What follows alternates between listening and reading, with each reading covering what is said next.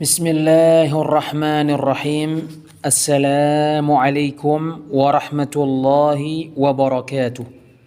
Bismillah wassalatu wassalamu ala Rasulillah wa ala alihi wa ashabihi wa man walah, amma ba'd.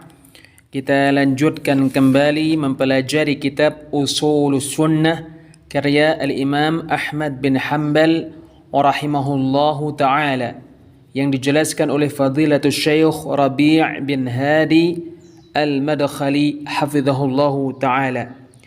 Al-Imam Ahmad rahimahullahu ta'ala berkata, "Wan nifaqu huwal kufru an yakfura billahi wa ya'buda ghayrah wa yudhhira al-islam fil alaniyah."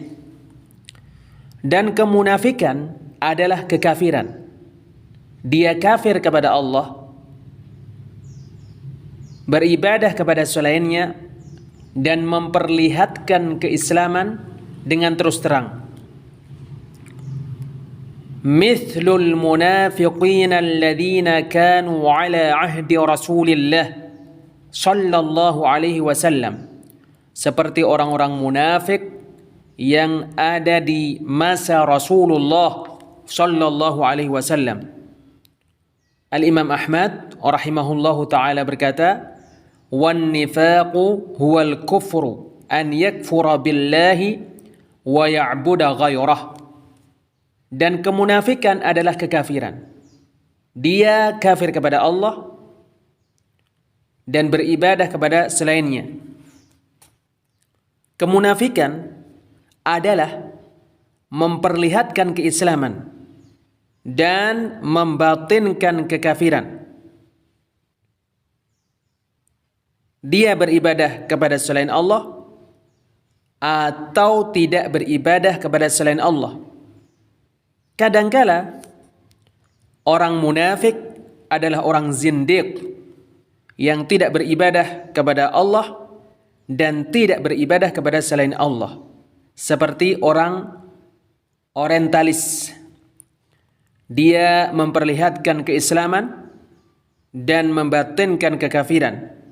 Meskipun dia tidak beribadah kepada selain Allah, dia orang munafik. Atau dia beribadah kepada selain Allah, maka dia orang munafik. Inilah yang menjadi hujjah. Ia adalah pengertian orang munafik. Orang munafik adalah orang yang memperlihatkan keislaman karena kemunafikan, karena kedustaan, karena kepura-puraan, dalam keadaan dia membatinkan kekafiran. Kebanyakan dari manusia berkata, "Saya termasuk ahlu sunnah wal jamaah," padahal dia ahli bid'ah. Dia tenggelam dalam perbuatan kebid'ahan, sementara dia berpura-pura. Dan dia berkata, "Saya termasuk ahlu sunnah." Ini adalah kemunafikan. Orang-orang ini loyalitas kepada ahli bid'ah yang tenggelam dalam kebid'ahan. Sementara mereka mengatakan kami termasuk ahlu sunnah. Tanda-tandanya adalah bahwa mereka loyal kepada ahlu bid'ah dan mereka meletakkan manhaj untuk melindungi ahlu bid'ah. Kita menginginkan ada pemuda-pemuda yang cerdas, lagi pandai, yang memiliki loyalitas, yaitu semua loyalitas untuk Allah, untuk Rasulnya, dan untuk orang-orang yang beriman, terutama para sahabat Nabi Muhammad SAW. Maka jika kita melihat kerusakan pada loyalitas ini, maka di sana ada kerusakan pada akidah, kerusakan yang sangat berbahaya dan perbuatan menyia-nyiakan yang sangat besar. Maka inilah orang munafik. Orang munafik adalah orang yang membatinkan kekafiran. Al-Imam Ahmad rahimahullahu ta'ala berkata, "Wa yudhiral Islam fil alaniyah." dan dia memperlihatkan keislaman dengan terus terang.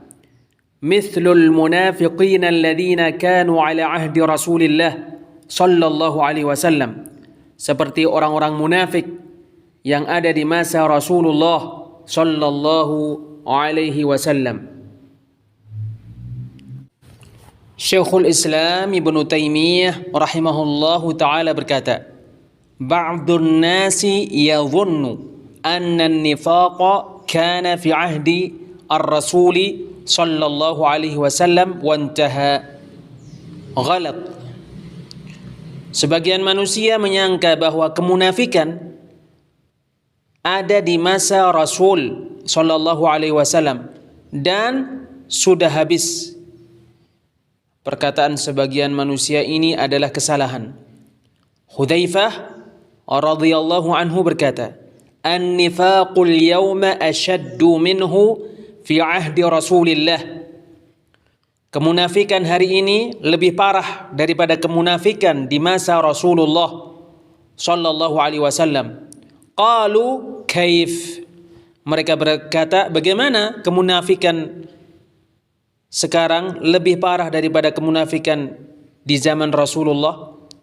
Hudzaifah menjawab, "Kana al-munafiquna fi ahdi Rasulillah yukhfuna nifaqahum. Amma al-yawma fa innahum qad azharu nifaqahum." Orang-orang munafik di masa Rasulullah sallallahu alaihi wasallam menyembunyikan kemunafikan mereka. Adapun hari ini, maka sesungguhnya mereka benar-benar menampakkan kemunafikan mereka. Diriwayatkan An-Nasa'i, Al-Bukhari, At-Tayalisi, Ibnu Abi Syaibah, Al-Bazzar, Al-Firyabi, dan Al-Baihaqi. Kemunafikan sekarang ada dengan banyak, khususnya pada gerakan-gerakan politik. Sebagaimana kemunafikan itu disaksikan oleh sebagian manusia. Sebagian mereka mengatakan, kita tidak mengetahui ahli politikus kecuali dia pendusta. Sebagian mereka mengatakan, berpolitikus adalah berbuat kemunafikan. Kebanyakan dari orang-orang ahli politikus, pada mereka ada kemunafikan secara amalan. Pada partai-partai politik, di antara tanda-tanda kemunafikan ini adalah loyalitas kepada ahli bid'ah dan meletakkan manhaj-manhaj yang sangat berbahaya untuk melawan manhaj-manhaj ahlu sunnah dan menghancurkannya, seperti manhaj muwazanah, yaitu ketika mengkritiki seseorang harus menyebutkan kebaikannya terlebih dahulu. Ini adalah manhaj muwazanah. Seperti manhaj muwazanah dan manhaj yang luas lagi mencakup, yang meliputi semua umat. Dan selain itu dari prinsip-prinsip yang diletakkan untuk memerangi ahlu sunnah dan untuk membela ahlu bid'ah dan kesesatan. Menerima nas-nas meskipun kita tidak mengetahui penafsirannya. Al-Imam Ahmad rahimahullahu ta'ala berkata, wa qawluhu sallallahu alaihi wasallam, dan sabda Nabi sallallahu alaihi wasallam, thalathun man kunna fihi fahuwa munafiq. 3 perkara, barang siapa yang 3 perkara itu pada dirinya, maka dia orang munafik. Hadza 'ala at-taghlidh. Sabda Nabi ini disampaikan dengan cara untuk menakut-nakuti. Narwiha kama ja'at wa la nufassiruha. Kita meriwayatkannya sebagaimana ia datang dan kita tidak mentafsirkannya. Wa qawluhu, dan sabda Nabi sallallahu alaihi wasallam, la tarji'u ba'di kuffaran dullalan yadribu ba'dukum riqaba ba'd. Janganlah kalian kembali setelahku menjadi orang-orang kafir lagi sesat, sebagian kalian memenggal leher sebagian yang lain. Wa mithl, dan seperti sabda Nabi, idzal taqal muslimani bisayfayhima falqatilu wal maqtulu finnar. Apabila 2 orang muslim bertemu dengan kedua pedang mereka, maka yang membunuh dan yang dibunuh di neraka. Wa mithal, dan seperti sabda Nabi, sibabul muslimi fusuqun wa qitaluhu kufur, mencela orang muslim adalah kefasikan dan memeranginya adalah kekafiran. Wa mithal, dan seperti sabda Nabi, man qala li akhihi ya kafir faqad ba'a biha ahaduhuma, barang siapa yang mengatakan kepada saudaranya wahai orang kafir, maka sungguh kekafiran itu kembali kepada salah seorang dari mereka berdua. Wa mithal, dan seperti sabda Nabi, kufrun billahi tabarru'un min nasabin wa indaq, kekafiran kepada Allah berlepas diri dari nasab meskipun kecil.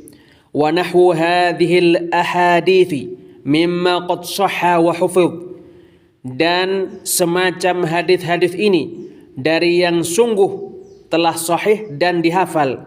Fa innana nusallimu lah, maka sesungguhnya kami menerimanya. Wa illam na'lam tafsiraha, meskipun kita tidak mengetahui penafsirannya. Wala natakallamu fiha, kita tidak memperbincangkannya. Wala nujadilu fiha, kita tidak berdebat terkaitnya. Wala nufassiru hadhil ahaditha illa mithla ma ja'at, dan kita tidak mentafsirkan hadis-hadis ini kecuali seperti sebagaimana ia datang. La narudduha illa bi ahaqqa minha, kita tidak menolaknya kecuali dengan yang paling benar darinya. Al-Imam Ahmad rahimahullahu ta'ala berkata, wa qawluhu, dan sabda Nabi sallallahu alaihi wasallam, thalathun man kunna fihi fahuwa munafiq, 3 perkara barang siapa yang 3 perkara tersebut berada padanya, maka dia orang munafik. Setelah Al-Imam Ahmad rahimahullah menyebutkan kemunafikan, bahwasannya ia adalah menampakkan keislaman dan membatinkan kekafiran, beliau menyebutkan hadis-hadis tentang tanda-tanda orang-orang munafik. Maka Al-Imam Ahmad rahimahullah membedakan antara 2 macam, yaitu adalah antara kemunafikan yang maknanya menampakkan keislaman dan membatinkan kekafiran, dengan kemunafikan yang bersifat amalan. Al-Imam Ahmad menjelaskan sabda Nabi sallallahu alaihi wasallam, thalathun man kunna fihi fahuwa munafiq, 3 perkara barang siapa yang 3 perkara tersebut berada padanya, maka dia orang munafik. Hadza 'ala at-taghlidh. Al-Imam Ahmad rahimahullahu ta'ala mengatakan, sabda Nabi ini disampaikan dengan cara untuk menakut-nakuti, yaitu Rasul sallallahu alaihi wasallam tidak memaksudkan bahwa mereka adalah orang-orang munafik secara keyakinan yang membatinkan kekafiran kepada Allah, malaikat-malaikatnya, kitab-kitabnya, rasul-rasulnya, dan hari akhir.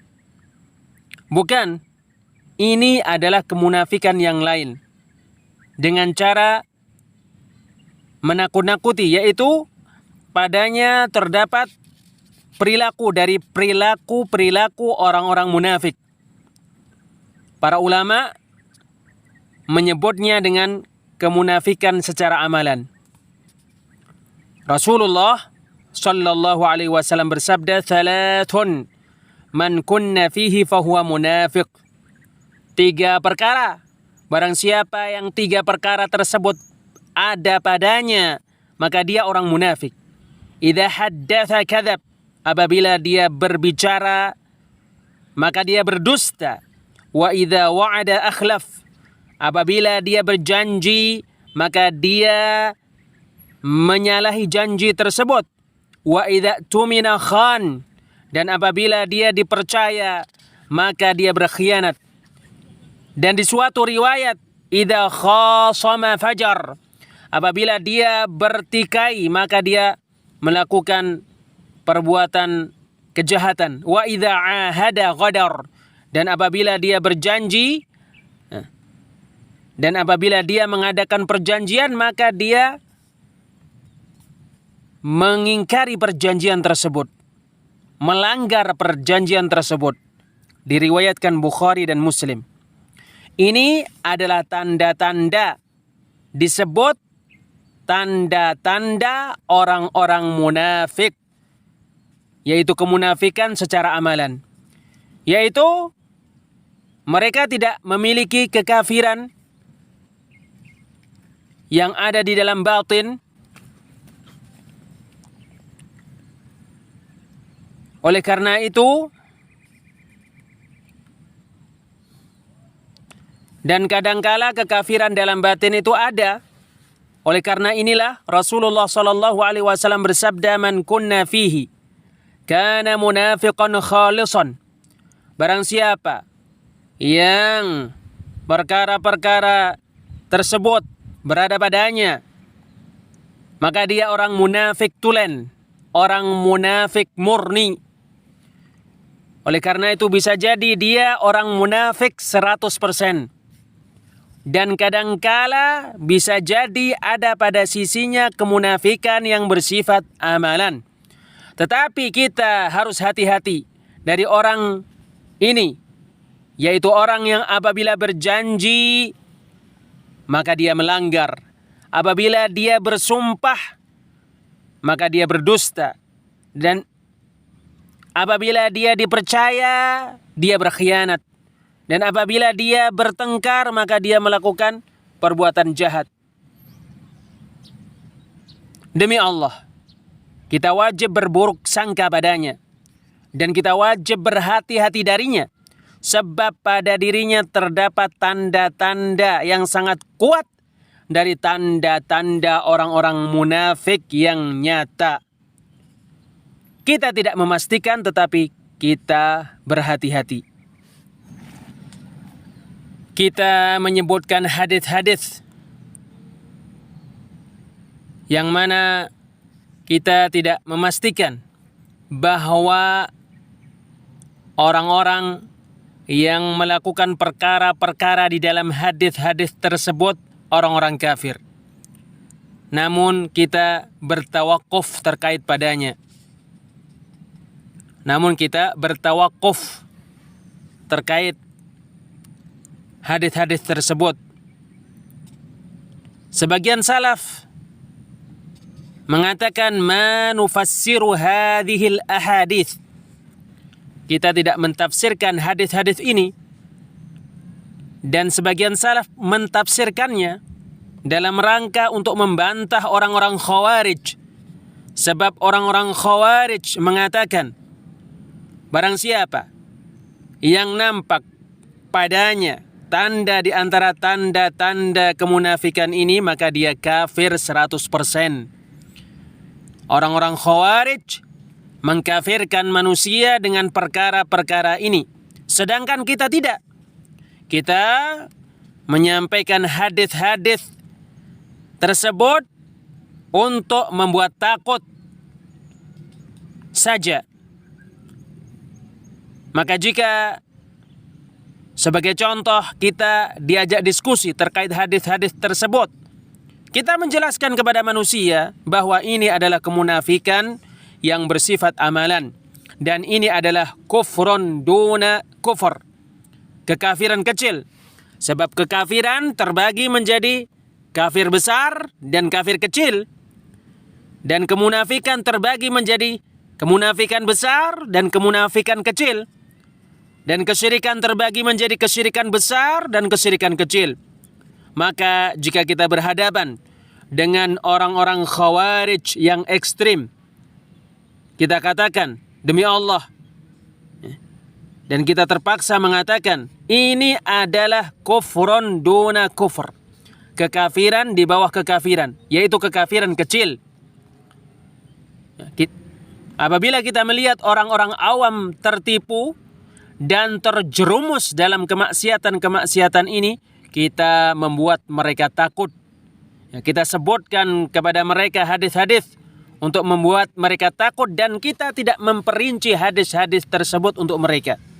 Inilah yang zahir dari madhab al-Imam Ahmad rahimahullahu ta'ala.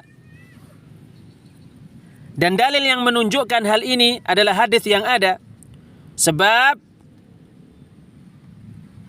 al-Imam Ahmad rahimahullahu ta'ala berbeda dengan orang-orang Khawarij terkait hukum-hukum mereka. Sebab al-Imam Ahmad rahimahullah termasuk manusia yang sangat keras perang mereka terhadap orang-orang Khawarij. Sebab orang-orang Khawarij berdalil dengan perkara-perkara semacam ini, lalu mereka mengkafirkan orang-orang yang bermaksiat dengannya. Dan mereka mengkafirkan dengannya pelaku dosa besar.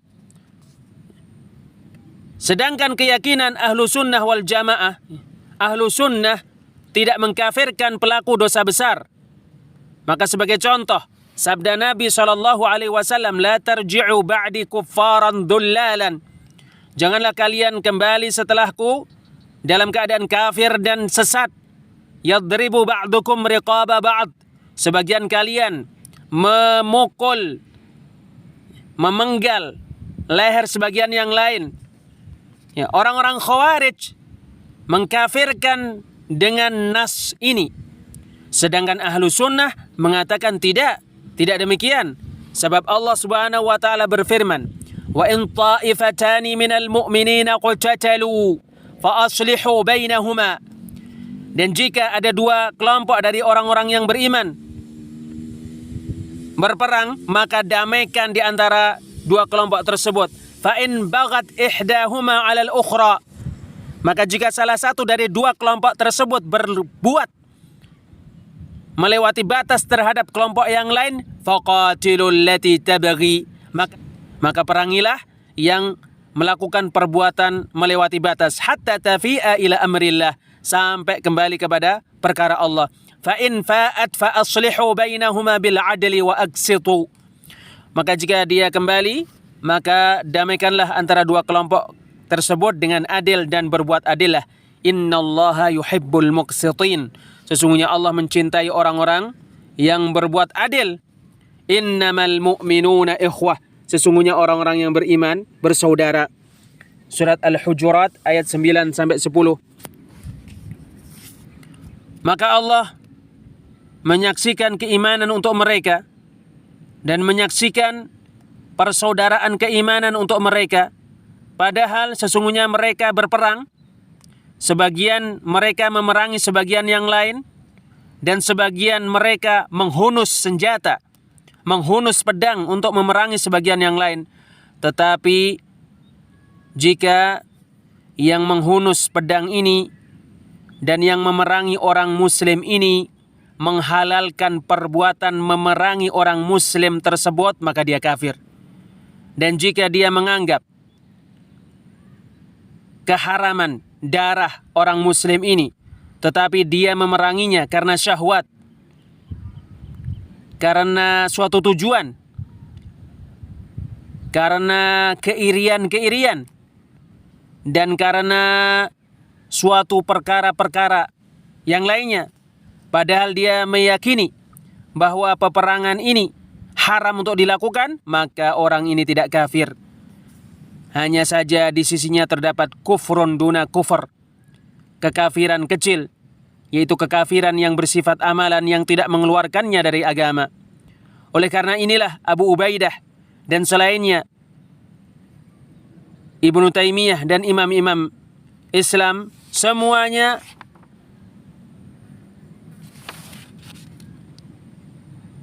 mentafsirkan hadis-hadis ini yang orang-orang Khawarij berdalil dengannya,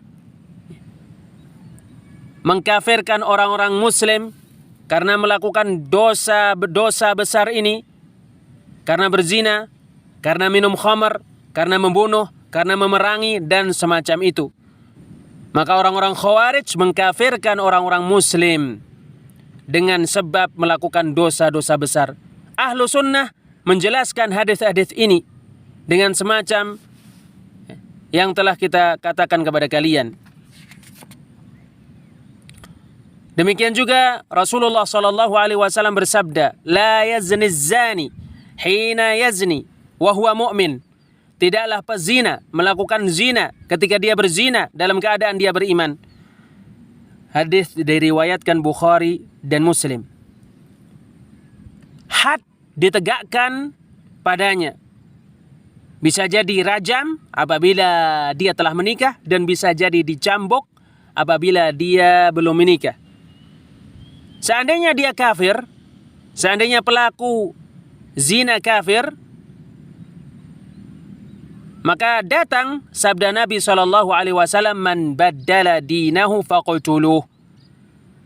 Barang siapa yang mengganti agamanya, maka bunuhlah dia. Seandainya dia kafir, seandainya pelaku zina kafir, maka hukumnya dibunuh saja. Sebagaimana orang murtad dibunuh. Dia diminta taubat, maka jika dia bertobat diterima taubatnya, dan jika tidak maka dia dibunuh. Dibunuh karena murtad, bukan dibunuh karena had hukuman. Tetapi yang benar, pezina dia melakukan perzinaan, sebab perbuatan dia melakukan perzinaan tersebut bisa jadi dia dirajam apabila dia sudah menikah, dan bisa jadi dicambuk apabila dia belum menikah. Dan ini bukan dibunuh karena murtad. Pencuri dihukum dengan cara dipotong tangannya. Allah Subhanahu wa taala berfirman, "Was-sariqu was-sariqatu faqta'u aydiyahuma." Pencuri laki-laki dan pencuri perempuan, maka potonglah tangan mereka berdua. Seandainya dia kafir, dia dibunuh dan tidak dipotong tangannya. Mudah-mudahan Allah memberkahi kalian. Ambillah syariat dengan seluruhnya dan kumpulkan nas-nas. Tetapi orang yang di dalam hatinya terdapat penyimpangan, mereka mengikuti sesuatu yang mutasyabih, yang tidak jelas dari Al-Quran, karena mencari fitnah dan karena mencari pentakwilannya. Sedangkan ahlu sunnah mengambil nas-nas yang muhkam dan mengembalikan sesuatu yang mutasyabih, yang tidak jelas ini kepada yang muhkam. Maka inilah nas-nas yang mutasyabih, yang tidak jelas, yang dikembalikan oleh ahlu sunnah kepada nas-nas yang muhkam, yang jelas. Kedua nas tersebut, yang muhkam dan yang mutasyabih, dikumpulkan. Sebagiannya tidak dijadikan bertentangan dengan sebagian yang lain, sebagaimana dilakukan oleh orang-orang Khawarij, dan sebagaimana dilakukan oleh selain mereka dari ahlul bid'ah, dari orang-orang Murji'ah, orang-orang Mu'tazilah, dan selain mereka dari orang-orang yang bergelantungan dengan suatu syubhat di suatu nas, dan dia berpendapat serta menciptakan dengannya kebid'ahan. Lalu orang-orang Khawarij dengan sesuatu yang tidak jelas yang ada pada nas tersebut mengkafirkan orang-orang muslim. atau mereka melakukan demikian, atau mereka melakukan demikian. Adapun orang-orang yang kokoh di dalam keilmuan, maka inilah jalan mereka, mengumpulkan nas-nas, menyatukannya, dan menjadikannya tidak saling bertentangan, di mana semuanya mungkin untuk diamalkan. Maka kita mengatakan kekafiran di bawah kekafiran, kufrun duna kufr, terkait semacam nas-nas ini.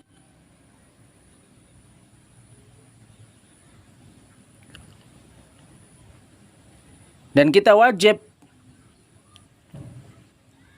melontarkan kekafiran pada tempat-tempatnya. Tetapi kita meyakini bahwasanya ia adalah kufrun duna kufr, kekafiran di bawah kekafiran, kafir kecil. Seandainya kafir besar, maka seperti mendustakan Allah dan Rasul-Nya, atau seperti mencela Allah, atau seperti mencela Rasul, atau seperti mengingkari perkara yang disepakati, yang diketahui termasuk agama secara pasti, atau mengingkari rukun dari rukun-rukun Islam, mengingkari sholat, mengingkari puasa, mengingkari zakat, seperti kekafiran kepada malaikat, sorga, atau neraka, atau semacam itu. Ini kekafiran yang besar yang mengeluarkan dari agama. Atau seperti mengolok-olok Allah dan mengolok-olok Rasul-Nya, serta mengolok-olok kitabnya, atau berpaling dari agama Allah, tidak belajar dan tidak mengamalkan. Dan seperti sombong dari menerima kebenaran. Ini semuanya perbuatan-perbuatan kekafiran yang mengeluarkan dari Islam. Maka pelakunya ini, maka orang-orang yang melakukan perbuatan-perbuatan ini kafir, dengan kekafiran yang besar yang mengeluarkan dari agama. Adapun melakukan kemaksiatan-kemaksiatan dan dosa-dosa yang telah disebutkan di dalam hadis-hadis ini, maka ia adalah kekafiran di bawah kekafiran, kufrun duna kufr, kafir kecil, yaitu kekafiran yang tidak mengeluarkan dari agama Islam. Yang penting, man qala li akhihi ya kafir, barang siapa yang mengatakan kepada saudaranya wahai orang kafir, faqad ba'a biha ahaduhuma, maka sungguh kekafiran itu kembali kepada salah satu di antara keduanya, yaitu kekafiran di bawah kekafiran, kufrun duna kufr, kecuali jika dia meniatkan sesungguhnya orang muslim ini yang mencelanya, dia mengatakan kepadanya kamu kafir sebab agamamu adalah kekafiran, maka orang yang mengatakan ini adalah orang kafir, maka ini adalah kekafiran yang nyata. Adapun jika sekedar marah dan dia mengatakan kepada saudaranya wahai orang kafir, karena dia berselisih dengannya atau karena sebab dari suatu sebab, maka tidak dikatakan kepada orang ini sesungguhnya dia melakukan kekafiran yang besar, tetapi dia melakukan kekafiran di bawah kekafiran, kufrun duna kufr. Dan kamu bisa menghukum saudaramu dengan bentuk apa saja, dengan hukuman apa saja, tanpa melontarkan kata-kata kekafiran kepadanya. Al-Imam Ahmad rahimahullahu ta'ala berkata, wa nahwu hadhil ahadithi mimma qad sahha wa hufidh, dan sejenis semacam hadis-hadis ini dari yang sungguh telah sahih dan telah dihafal, fa inna nusallimu lah, maka sesungguhnya kita menerimanya, wa illam na'lam tafsiraha, meskipun kita tidak mengetahui penafsirannya. Ini adalah ketawaduan dari Imam Ahmad rahimahullah. Dan kadangkala Al-Imam Ahmad menghendaki dengannya orang-orang awam. Orang-orang awam tidak mengetahui penafsirannya, maka mereka seharusnya menerimanya.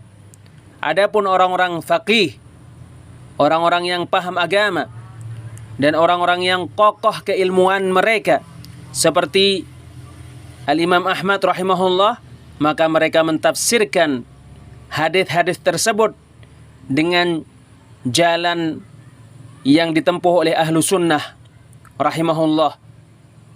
Al-Imam Ahmad rahimahullah memerangi orang-orang khawarij yang bergelantungan dengan nas-nas ini. Al-Imam Ahmad rahimahullah memerangi orang-orang murji'ah yang bergelantungan dengan nas-nas janji. Dan Al-Imam Ahmad rahimahullah memerangi semua kelompok-kelompok yang mana perbuatannya memerangi mereka termasuk yang menunjukkan bahwa Al-Imam Ahmad rahimahullah imam terkait sunnah. Dan demikian juga Al-Imam Ahmad mengetahui penafsiran hadis-hadis ini. Wallahu a'lam bissawab.